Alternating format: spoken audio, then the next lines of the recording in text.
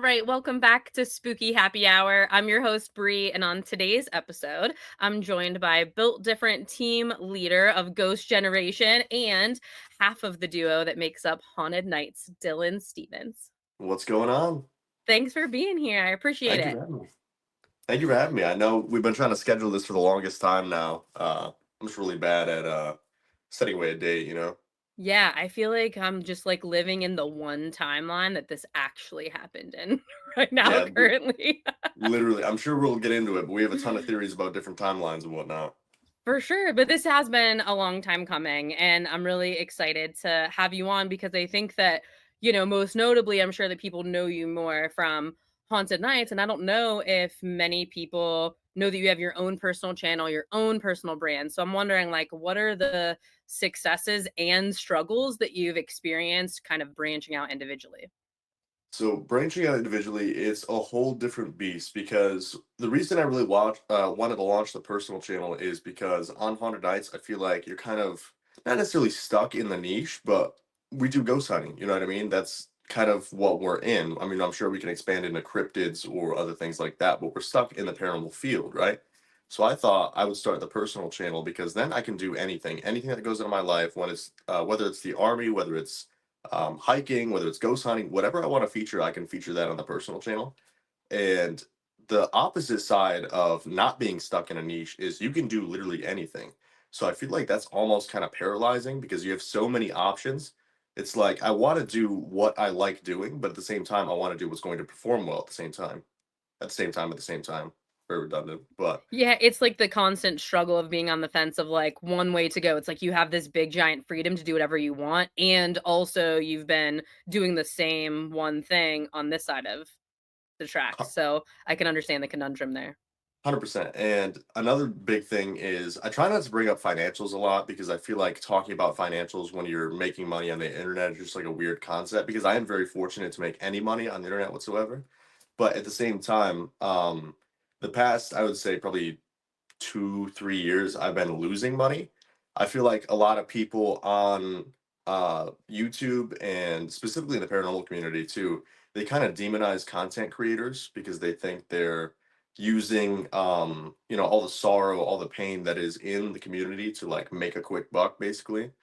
But it's quite the opposite in my case. I've been losing money and I just have such a passion for it. I mean, I started out volunteering. In the first 7, 8 years that I did ghost hunting, I was a volunteer for everything, you know? So I didn't come into the field just to make a quick buck.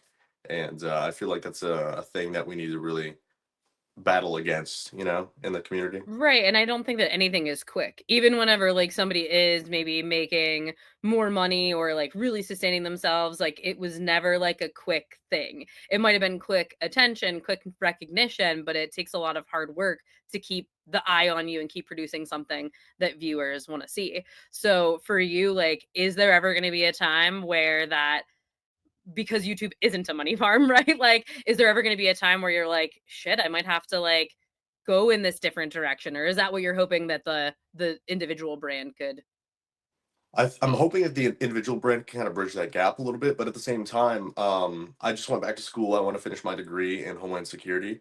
Right before we filmed with Destination Fear, I had no plans of going into social media. We did Instagram live streams every, week or two at the homestead, and that was pretty much it.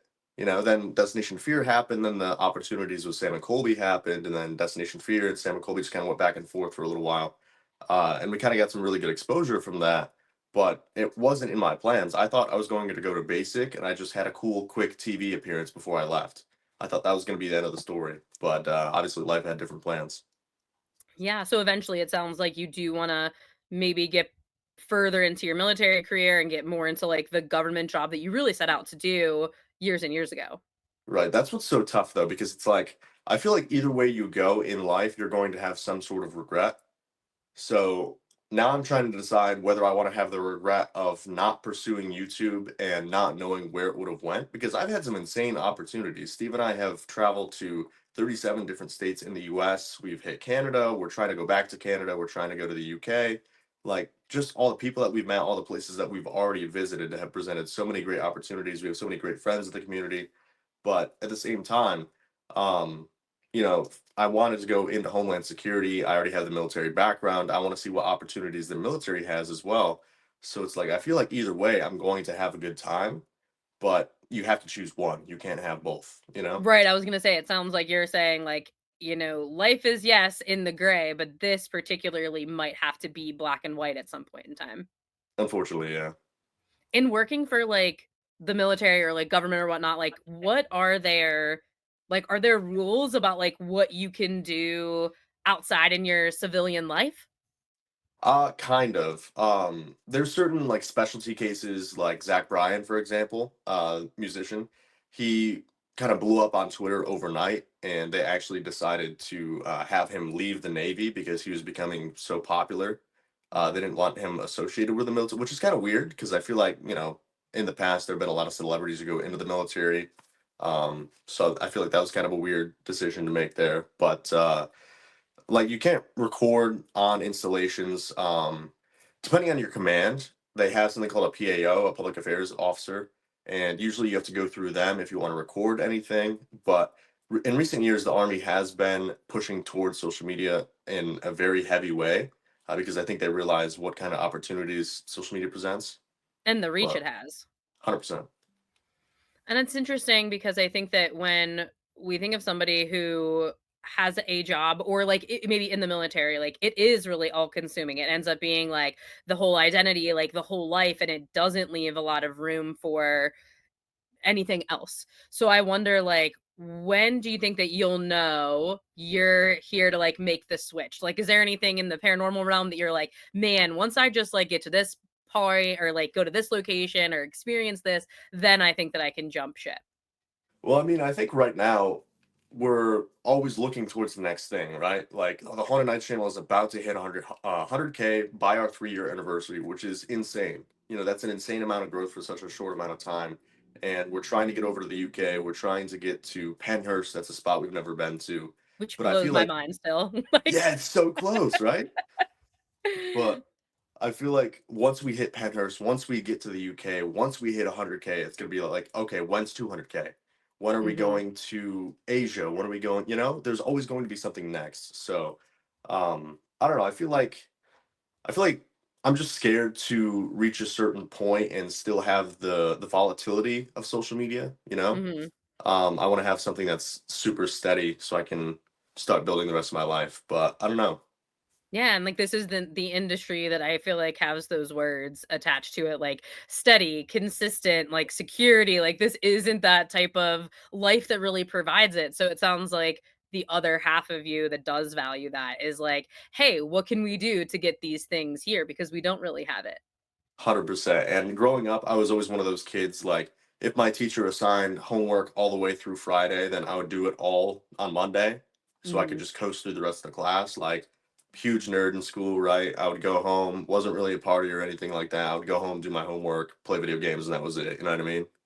Yeah, well, it Um, brings me back to like what inspired Ghost generation. You made it with the understanding that just like a generation or two ago, people could be institutionalized or maybe ostracized for experience and exploring the paranormal and, other taboo topics. But then coming like for me like coming from a mental health background too, like I can really respect that focus, but it sounds like you've always had these values ever since that you were little that you built Ghost generation on, which was like courage and perseverance, discipline, respect, community. So I really love that because that's what keeps you going. That's the drive that keeps it alive. And it sounds like you've had that from a very young age. Like, oh, teacher assigns us this day. I'm going to be disciplined in doing it, even if I have competing interests that I would want to do elsewhere. So I guess who really instilled those values in you that are so important that you've created your own brand from them? It's super funny because my parents always say that I have to be somebody else's kid because they always say when like they were younger, they were hellions, they would never do their homework, they're always skipping school or whatever. But ever since I was younger, I mean elementary school all the way through, I was the same way. I would hang out with friends or whatever, but if we had a homework assignment, if we had a project, then I went home, I did that in class. If my friends were trying to talk to me, I'm like, we're gonna get yelled at, like, come on, you I'm trying know? to listen to the teacher, guys.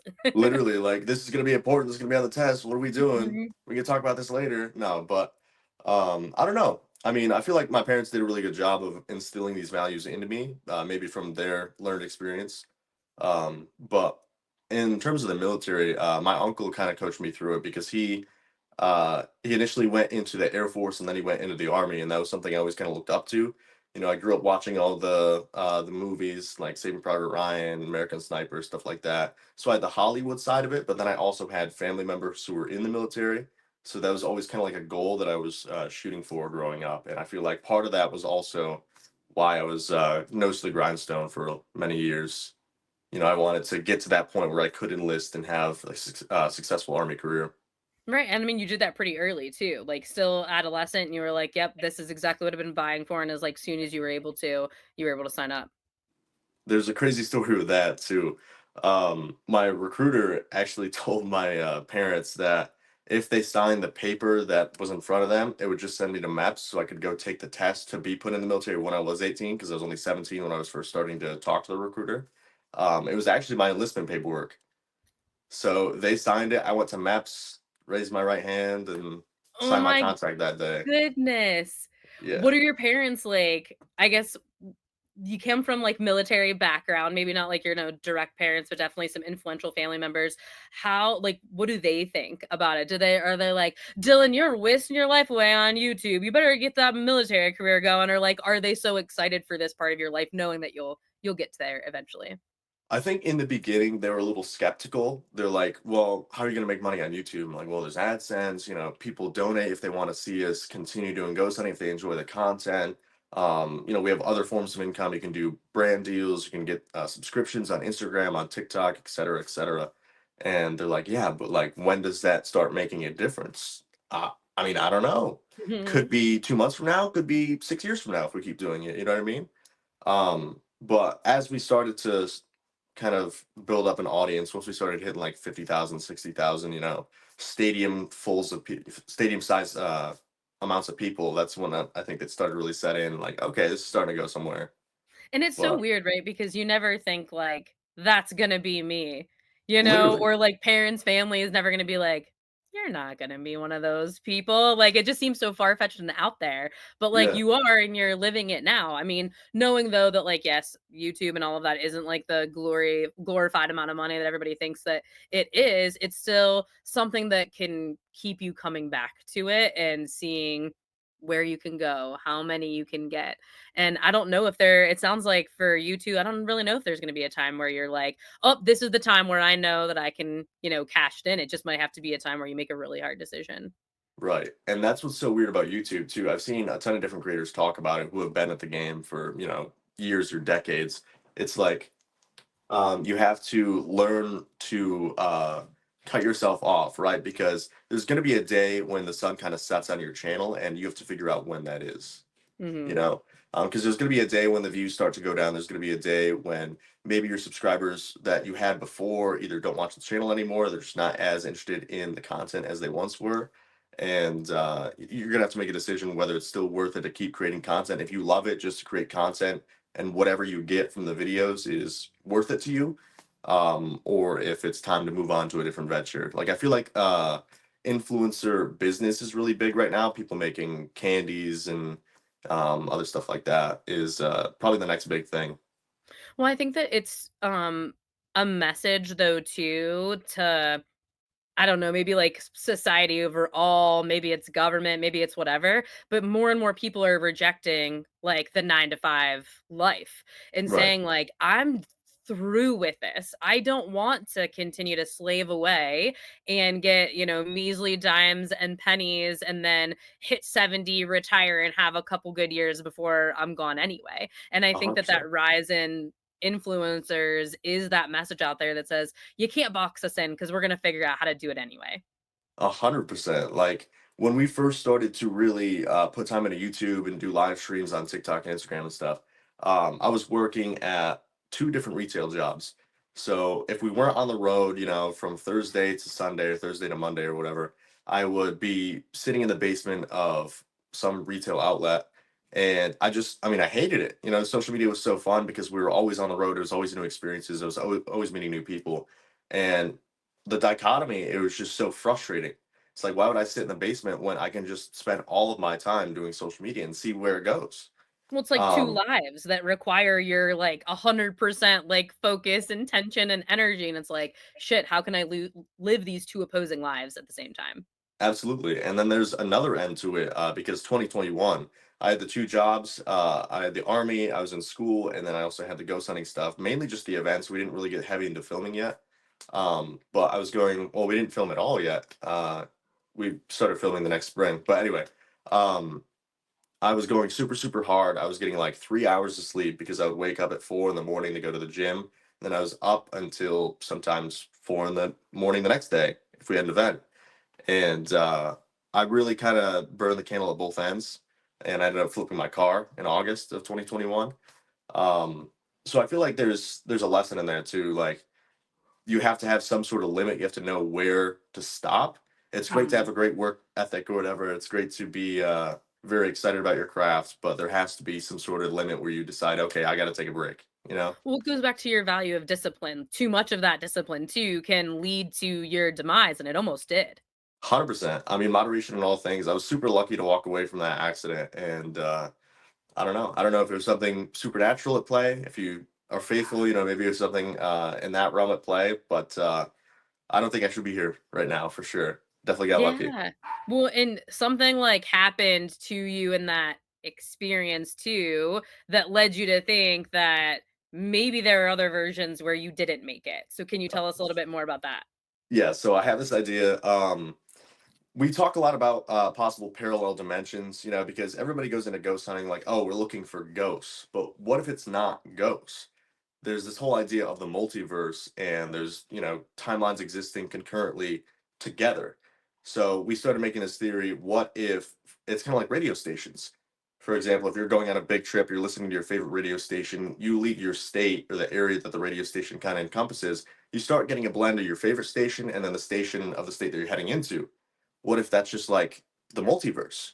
Mhm. For whatever second, really, really quick, the universes come together, and maybe you'll see an apparition in front of you of a person from a different timeline. Then they separate, never see them again. So Right. what if there's a universe out there? There's got to be, right? If the multiverse is real, infinite universes, there's got to be a universe out there where I didn't survive the accident.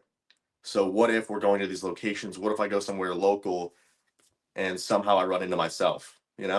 Mhm. I If feel like this that'd is be the only timeline that, like, if we're going on your multiverse theory, right? If this is the only timeline where you may exist and all of the other ones, like, it ended the exact same, do you think that's also maybe the pressure that you could be feeling about, like, regrets? Because there might not be as much comfort for you in being like, "Oh, well, in some other timeline in this multiverse, I was at Homeland Security this entire time, or I was X, Y, and Z." Like, do you feel like that belief plays into how much pressure you feel to maybe make a decision one day? I've honestly never thought about that. That's kind of interesting. Like you saying that, I just got chills from that because it's like, what if I am the only timeline where I survived? But that goes into another theory too, quantum immortality. Mhm, It's the concept that in a situation like that where there should be no way you survive, your conscious doesn't want to die, so it makes another timeline and it puts you there. mhm. So what if in everybody else's timelines I did die, but for whatever reason my conscious is like, it can't go like this, not like Yeah, this. I So have it brought me more somewhere to else. achieve. Right. But I mean, that would line up with it though. If my conscious made this reality, then this is the only timeline where I made it. Statistically, I shouldn't have made it. So Yeah. So that's what I was thinking. I was that's like, maybe there's a comfort in, like, knowing maybe in all these other timelines you did do all the things that you maybe wanted to do now, but if it's not and you're feeling that pressure, it's because, like, shit, maybe this is my last one, maybe. And I don't know if you believe in, like, reincarnation or anything, but it could be what, they say is, like, the last time that you go until you fully, like, ascend and you're good to go. So it's like, right. I wonder if you're like, if you've lived so many of these lives previously, like, this is the last one. No, That's no more crazy pressure, you though. know? Like, Yeah, no pressure. It's fine. This is just your last try. This is your Hail Mary.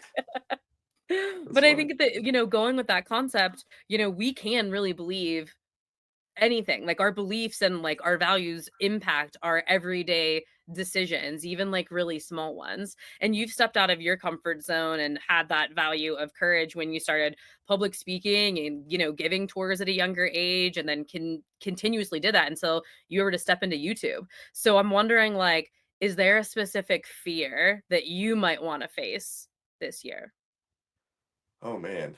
I mean, I would say that doing the personal channel was a huge thing. That was technically like last summer that I started it. So I don't know. I want to find new things to do for the personal channel.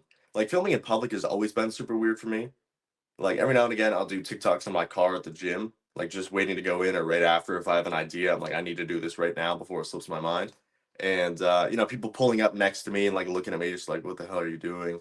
I've done one video in the gym so far, and I tried to pick a day where nobody was there. I went on the weekend. I tried to go super, super late so nobody was there. There's like four people in the gym, but I still think it's weird. I pull up Yeah. with a camera just filming myself. I'm not a big fan of that. So maybe more of that this year. I don't know. Yeah, it's hard to do it because there's so many perceptions. And I'm sure, being so close to 100,000 subscribers, like a lot of people watch your content. And a lot of the people that do watch content, it's all always great. They're not always watching because they can't wait and they're so excited to see like what happened. They're watching to like pick you apart, and like they would do something different and say whatever. And so, you can see that on YouTube, and like why wouldn't it be the same in public life? 100%. Yeah, there's this one, I think there's a book out there now called Don't Read the Comments, and it's the mother of a super big creator. And they basically say if you read the comments and you allow them to affect your emotions, it can either go either way. If you let it give you a huge dopamine rush, then you're going to need to read the comments every day. You're going to want to see all the compliments that people give you, and then you're going to just like, it's going to be a terrible spiral. But if you read the comments and you let them nitpick you 24/7, that's going to totally bring down your self-image. Your ego is going to be totally destroyed. So it's like, I mean, you have to respond to your comments. These are people that enjoy your content and they're either giving you feedback or they're showing support. So you have to acknowledge them, but at the same time, you have to have a barrier. You have to be comfortable in yourself that whatever they're saying, it shouldn't affect your emotions. You know what I mean? It's kind of like a fine line. Right, it's like you don't wanna rely on them for that external validation, you have to give it to you internally, but you also wanna make sure that you're engaging with your audience, and sometimes that means good, bad, or indifferent. 100%. Yep. And being on social media, being like having a YouTube channel, it's really not for the faint of heart. Like I don't think that people really understand like how much that you of yourself that you really put out there and up for that scrutiny. So one of those values, coming back to that of perseverance, like even when things get difficult, keep going. What struggle in your life do you feel like has been hardest to persevere? That's a good question. Man, I mean, in what I'm doing right now, I would say that stepping outside of my comfort zone has always been a huge issue for me. I get very comfortable. I feel like they always say comfort zone is where progress dies. Mhm. But I don't know. I get in these situations where I become very comfortable, and even if the situation is less than desirable, I will remain in that situation just because it's familiar. You know. Oh yeah, I tell my clients all the time about it being like you would rather choose an uncomfortable hell than an uncertain, chance at heaven because you don't know what it is. 100%. And that's why I didn't start the personal channel for so long, is because I thought if I started creating content by myself, I don't know how to edit. I've never filmed by myself at length, doing story times or vlogs or whatever like I do now. I was like, how am I going to do this? There's no possible way I'm going to figure out all of this while also having the audience come over from Haunted Nights. They're going to see the huge change in editing and filming style. They're going to be like, what is this? Mhm. Um, so I just continuing to push myself outside of my comfort zone is a huge thing. And growing up, I feel like I always had self-image issues too. I grew up, I had a ton of acne when I was younger. It's starting to go away now, thankfully. But ton of acne. I was always worried, if I wasn't like looking good that day, then I'd just like try to avoid people or whatever. So I don't know. That's one thing being on social media, like you said. It's 24/7. Everybody's eyes on you. So you have to be like on your A game. Yeah, and it's so funny like hearing you say like when you did switch over to personal branding, like having all of those self-doubts really of like, are people going to like this if it's different than like what they've seen from like haunted nights, and then at the same, so like that doubt's still there, and at the same time then you're able to tell me about like 12 years of all of the reasons, you know what I mean, like why you've already faced these similar struggles, persevered, got out of your comfort zone, and have a lot of these opportunities. So I wonder, Dylan Stevens, is the doubt ever going to go away? I don't think it does. I think it just changes form. You Mhm. know, I think that's just life in general. I think you're going to face the same grouping of challenges, whatever your profession is. It's just going to change form in little ways. It's going to be the same problem, just reworded, you know? Mhm. So I don't necessarily think the doubt ever goes away. I don't think the fears ever go away. I just think it develops into a different thing. Mhm. Like the self-image issues, I didn't, want to go to school and have a ton of acne. I was super scared about that. So now I don't want that to happen when I film. It's the same idea, but it's just different font, I guess. Yeah, and I mean, as you get older too, you are reminded of all of the things from like your younger years, and maybe they get like reminded or like triggered in current situations. And so I wonder if like you had to, if like 12-year-old you, right, who was like just kind of starting out in the field and starting out way earlier than I feel like most people ever do, if he sat down with almost 23-year-old you, like what would you say? Like, how do you think that conversation would go between that 12-year-old kid and you now?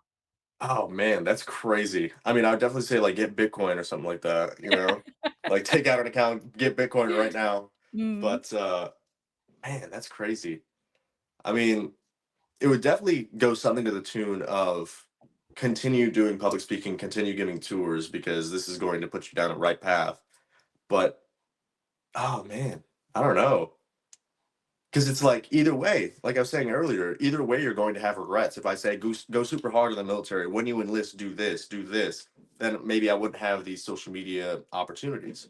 But if I say mhm, start social media right now, continue posting, maybe it changes my life in such a big way. If I went super hard at that time, I never go into the military, I never go down this path, I never have the opportunities, I never meet the friends from this path. I don't know. Um, that's like the butterfly effect, you know? Would I mhm. want to go back and really change my timeline, or would I want to just let it play its course like it has so far?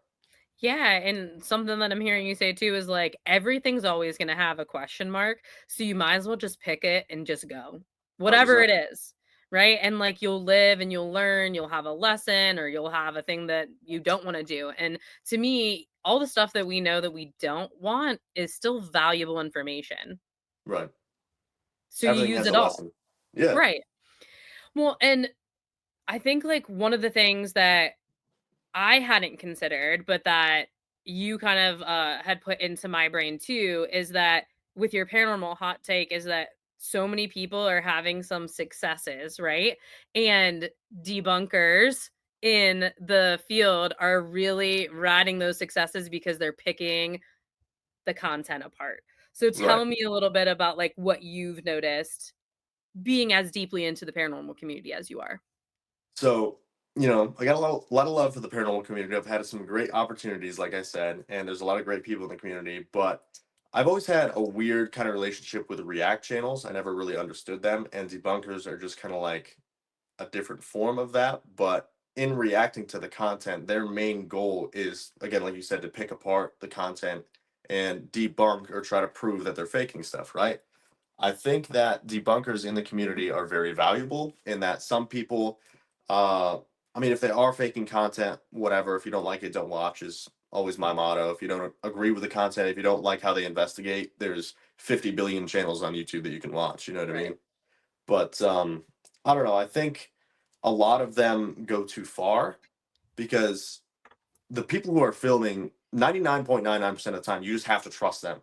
If they Mhm. say they hear a voice down the hallway, you don't know if they put that in after. You don't know if that's somebody down there and they're screaming and they're having them do that. And then the next cut, this person runs back and they're in the room again.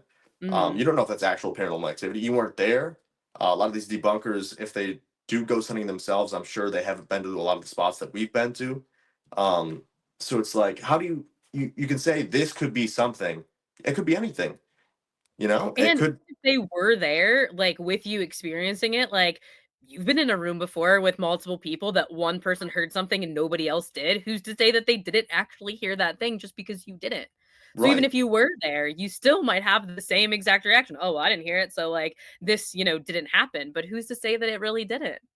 100%. I don't it's just like I'm making a video on it on my personal channel this week, but there's so many different things that just rile me up about it because there's people these debunking channels, they'll sit in their room at their house and their entire like brand is basically just tearing apart other content creators that have a bigger name. You know, they sit there and they just dissect every little thing. Um I just don't understand it. Like I don't like equipment. I don't like when you guys do this. I don't like when you do this. That's great, but you're not the one filming the video. If you don't like it, don't watch. It's fine. You Would know? you I don't ever know. sit down with a reaction channel host and just kind of go like not like battle mode or anything, but like just go back and forth between like the different experiences that like and how their reactions really do maybe impact like a channel or how they are kind of riding on the coattails of others' successes because they just get to be critics. Like, would you ever sit down with a reaction host and talk about it? I mean, so a lot of React channels reach out to investigators and they're trying to bridge the gap between investigators and debunkers now, where they want to go on investigations.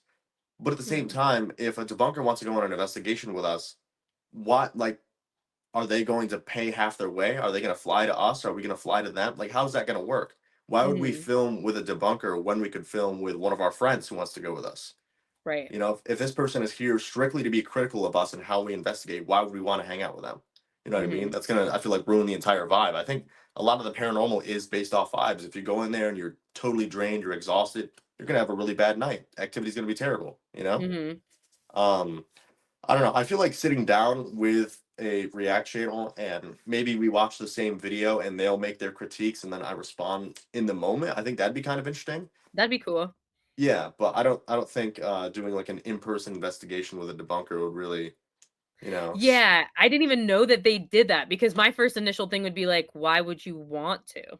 right, Like, as a reaction channel, like, why would you wanna go on an investigation with somebody, especially if you've been, like, ripping apart their last 6 videos? What would be the point? right. Like you go there, you investigate with the person. I mean, are you gonna film and then say all these things after the fact? Are you gonna make all your critiques after the fact? Are you going to critique us in person? Are you gonna not like when you film with somebody, it can be difficult at times because everybody has a different filming style, right? Sure. So sometimes, if you're filming with a friend and you guys both want a video, you might have an idea of where you want to go, who you want to try to talk to, because a lot of these spots you have a time limit. You know, they Mhm. give you some spots are like 5 hours, some spots are 8 hours, some spots, 12 hours. I mean, you guys know. Yeah. Um, and it's like you only have a set amount of time to investigate, to get a video. And with channels like Haunted Nights, if we go to a spot and we don't have a video, that's an investment that there's zero return. If Mhm. we do a video and there's not a lot of activity, it is what it is. We'll just try to banter a little bit more than we do in other videos. But I don't know, man. I just get so riled up about it. Well, and I don't think that people too really get that there's so many times where we go to a place and we don't have anything, Right, and it's like it is one of those things that you can just expect when you're investigating, but there's not a lot of channels that showcase how like boring, right? That it can be. So I just wonder like is there a fear from YouTube content creators that like, oh shit, if I don't give them something entertaining enough, are they going to get the dopamine hit from this video and come back or no? right. I think that's a huge thing. Because it's like I was talking about this on a live stream the other day. I said, if we, do a totally uncut video, we film for 8 or 9 hours or whatever, and we upload that video, who is going to sit there and watch the 75, 80% of the video when nothing happens, when we're not talking, when we're sitting looking down a hallway, asking a device to go off, and it doesn't do anything, you know? I was watching Um, an hour and 5-minute video of a basement in the Hinsdale house, just nobody's down there, and I'm just watching, and I'm like, "Can I speed up?" No, I can't, I have to be looking for stuff, but it's like, you know what I mean? It's like, I don't even wanna do it for my own stuff. Why would I wanna watch something like that for somebody else? And I do think too, though, that I wish people would want to see what it is really like, because 'cause you're just getting a highlight reel.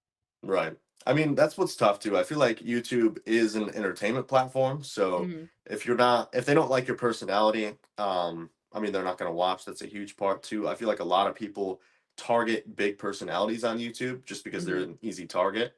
Some people just investigate like that, you know? But I don't know. If you're not entertaining, if people don't like the way you investigate, like people aren't going to watch. That's just the bottom of the story. Well, But 100%, and I know that there's so many, groups or people that I watch that, like, I might not even like the style of their video. I might not like how they film something, but I love their personality. Or yeah, I know them personally or something and I'm like, "Hell yeah, I want to support my friend or I want to see this location." And when you have different personalities, like that's what people come back for. It's not always about the content, it's about like the connection that they make with you. And so I'm wondering like do you ever feel like when the camera starts rolling, do you ever feel like you're I don't know, take on a social media identity? Like, and is it close to like your authentic personality or like do you keep some of that like for yourself and your close friends?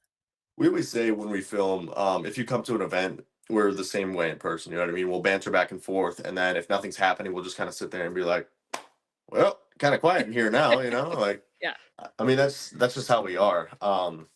I don't know. I feel like it's funny because people always come to events and they say, "You guys are literally exactly like you are in video." We're like, "Yeah, we try to warn you guys. Like, I'm sorry you're stuck with us now, but you know." Yeah, it's having that authenticity. And even with maybe like the doubts, the fears, the nervousness of like putting yourself out there, like the it sounds like that true north for you is just be like, this is how I am all the time. And it's kind of take it or leave it. Yeah, I mean, I was a huge introvert growing up. Like I said, I would hang out with friends every now and again, but I was super like do my homework and then play video games type beat. But I don't know, I'm very much also a people person at the same time, which is kind of a weird dichotomy. But I Mm. love interacting with people. I love meeting new people. So having the ability to do that and interact both online and in person with so many different people at events, conventions, and just everything else we get into, I don't know. I think it's a lot of fun. Well, it's like that moderation that you were saying, right? Yeah. Like everything in moderation. And when you get too much of something, like when you get too much alone time, you want to go out and be social. And like when you're out doing too much social stuff, you're like, oh shit, I really got to recharge my battery. So, a big challenge for you, though, is finding the moderation. Like, you know it up here, right? And you can say it. And like, yes, I know this to be true, but it's so much harder to put it in to practice. So, I wonder, like, what do you do to know that boundary, know the limit, and come back to your moderation? Like, is there something you do for like self care? I mean, I go to the gym. That's about it. Like, I mean, I feel like it's rough. You have to know your like to know your boundaries, you have to test them, right? Hmm. I feel like anything in life, it's kind of like when you're going for a one rep max. It's like, for people who go to the gym out there, if you're going for a squat max, if you're going for a bench max or something, you have to work up to that and then just try it. If Hmm. you're trying to hit 225, you have to try 225. If it doesn't work out, okay, drop 10 pounds, try again. What's your one rep max, you know? Yeah. So in order to find what that high limit is, I feel like you just have to put yourself out there, figure out what it is. And it takes like some trial and error and experimentation. And I think that sometimes people fear that because they have this goal in mind. And it's like, well, if you don't try it, then you'll never really know. So, is 100%. there a goal that you have for 2025? I know you're trying to do more long form content and trying to edit more. Is there like a goal that you have for yourself in those endeavors? I mean, I'm trying to get the personal channel monetized right now, so then I can reinvest it into the channel and do bigger things with the channel. Um, like I said, I hate bringing up financials, but at the end of the day, that's what makes everything happen. You know what I mean? That's what Right. funds the car rides and the plane trips and all the locations that we rent out and everything. But getting the personal channel monetized is probably my biggest goal in terms of uh, content creation on the personal channel this year. And I'm like 1,000 watch hours away from getting the watch page ads, so that's super awesome, super super close. Um, but again, just stepping outside of my comfort zone and trying new types of videos, trying challenges, trying maybe like daily vlogs where I film more in person, not in person, but like out in public. Um, I don't know. That's another big goal that I have is just trying to really push the boundaries of what I've tried so far, I guess. It's like giving day in the life type vibes almost, Right. like, "Hey, like, come and experience what it's like with a day with me," and yeah, you will see Yeah, lots of gym, literally all the gym. I feel like all the sometimes gym. whenever I open your snaps, I'm like, Was this yesterday's? Is this today? Do you live there? Do you have a Dude, cot somewhere?" Like everybody says that.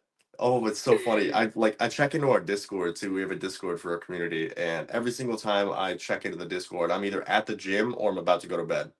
Nowhere in mhm. between.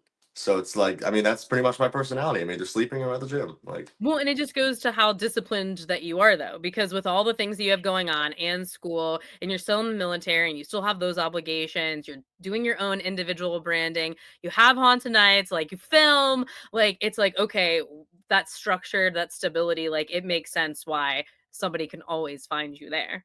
right. I mean, it's so funny too, because there's such a huge dichotomy in that, even because some of these haunted nights trips, like we did one last March. It was a 13-day trip. We had our first flight to get out to the place that we were going to, and the leaving flight 13 days later. We had the first three locations set up and nothing else. So basically, what we did is the last day, I think it was like a Saturday or a Sunday, we sat there at 8 in the morning. And we were just looking for spots that were within like 4 hours of us. Like, where can we Mm. drive to today to investigate? Like, can we call somewhere right now that will let us in later today? And kind of just developed to a point where we went, okay, what state haven't we been to yet on this trip? We ended up going to like South Dakota, Wyoming, Colorado. I mean, it was a really cool trip. Again, I've had some great experiences doing content creation, and I've been places I never would have ever thought I'd ever go. But there's sometimes the lack of structure as well. Well, and I think that for some reason, you guys just kind of thrive there. Like, the amount of times, though, that I've heard both you and Steve be like, "I don't really know. I don't Yeah, know." And, you guys, it has to feel good, though, that, like, eventually you do figure it out, and I feel like that takes a lot of trust, not only, like, in yourselves, each other, but, like, universe or maybe, like, whatever you believe in that says, like, we're just gonna put ourselves out there and eventually it's going it's gonna be what it is, and it always turns out pretty great for the most part of what I can see. So is that kind of internally how it is, or are you guys all freaking out at the same time of like, "Oh my god, where are we gonna go?" I feel like that definitely happens sometimes. Once it hits like 3 or 4 p.m. and we don't have a spot nailed down, we're like, okay, either we're just gonna eat this as like a break day and then we don't have a break day at the end of the trip, or like we're just gonna have to drive somewhere right now and find somewhere that like maybe wasn't as enticing. Because we try Mhm. to find like cool looking locations. I mean, haunted houses do super good on our channel for some reason.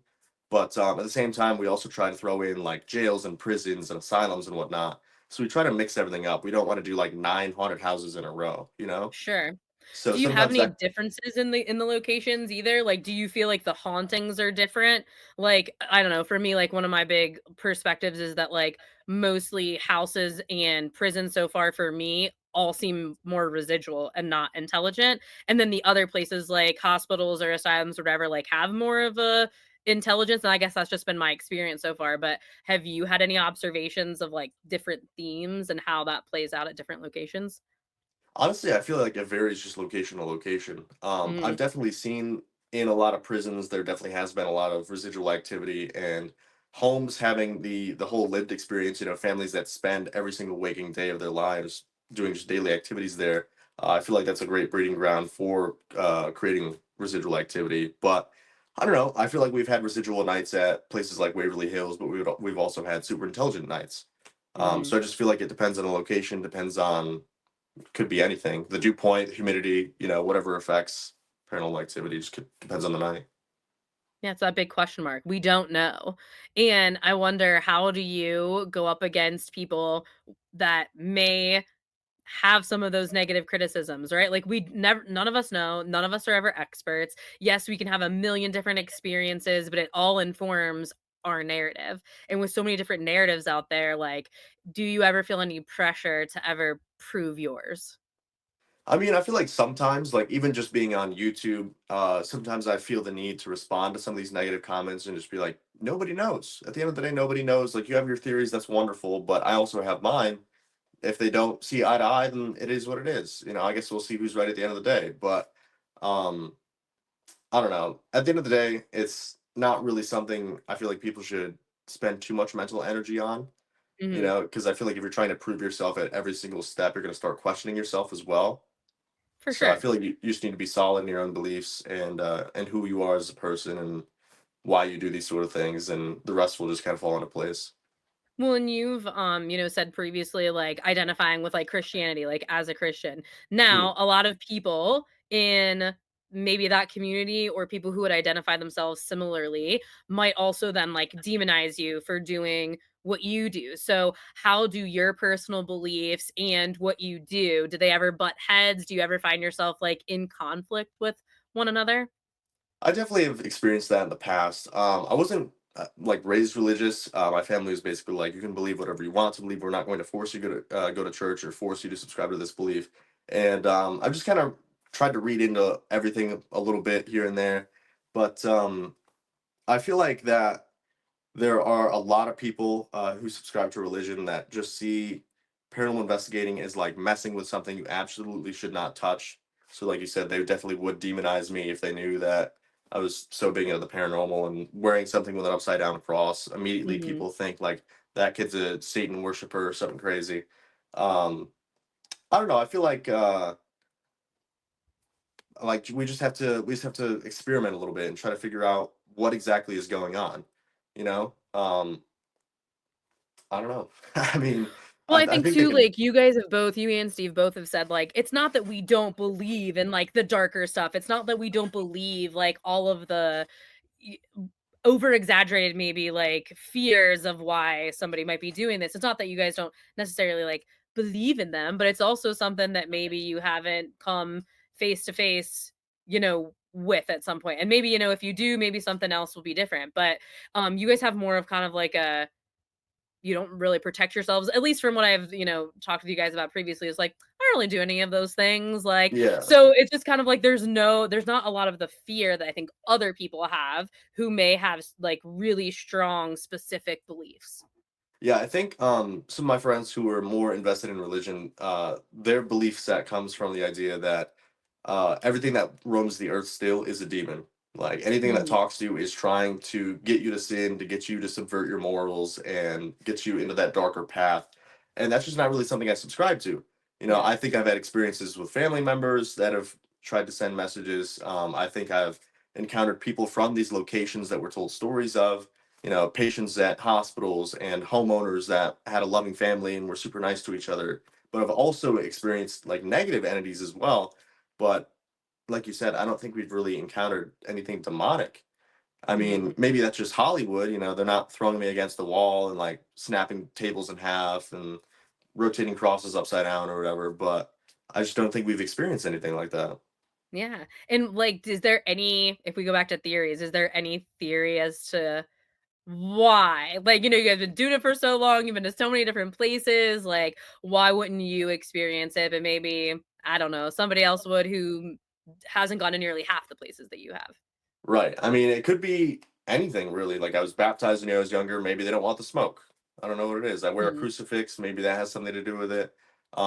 Some people believe that your family can protect you from that sort of thing. Like if you have guardian spirits or guardian angels, maybe they watch over you and they make sure you're not interfered with in any way. But it's like you can see in the background, I have Ouija boards. I have tiles from all these other places that we've been.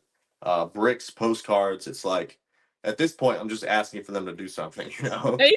I'm almost Like like wondering, it's like, are you gonna like can maybe push it to see if like you can, or are you gonna let that happen organically? Because it sounds like right. you want to be like, well, what is it? Like, why do I have all of these things and I go all of these places and this isn't something that's happening to me? Like, do you believe that you have a guardian angel or some type of like spiritual protection that maybe you didn't start, but somebody else did for you, looking out for you? I mean, going back to the accident, there was obviously everything in my car that was in the back seat, that was in the front seat, was scattered everywhere because I hit multiple telephone poles and I flipped and rolled a couple times, so everything was scattered.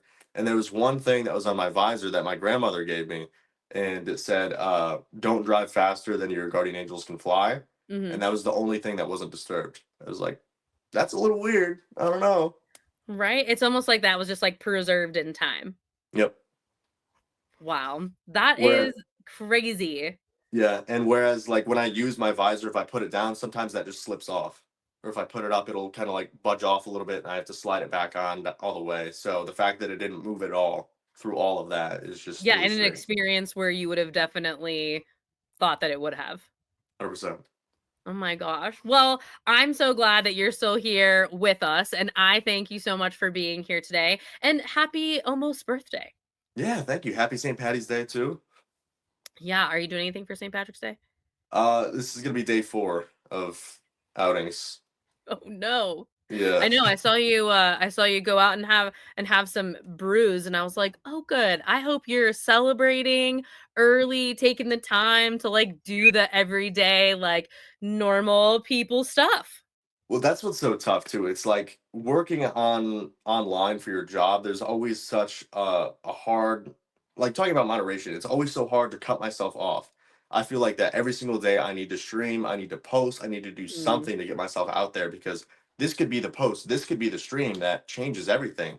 So I the last 3 days I haven't streamed. I'm like losing my mind, but I'm also seeing friends from high school that I haven't seen in years and I'm actually getting to spend time with them and catch up. So I don't know. It's kind of a tough trade-off, but I don't know. It's been a good time so far.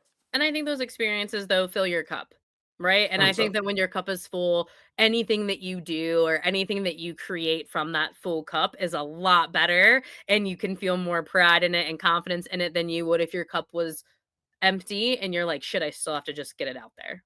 Absolutely. So I'm looking forward to see all the stuff that you do, especially when your cup is full. And for everybody listening or watching, like, comment, and subscribe. Hit the notification bell to be alerted of future episodes that happen here on Thirsty Thursdays. You can check out Dylan at Haunted Nights and on his Ghost Generation website and YouTube channel. And all of those links will be posted in the description. So, Dylan, until I see you next time.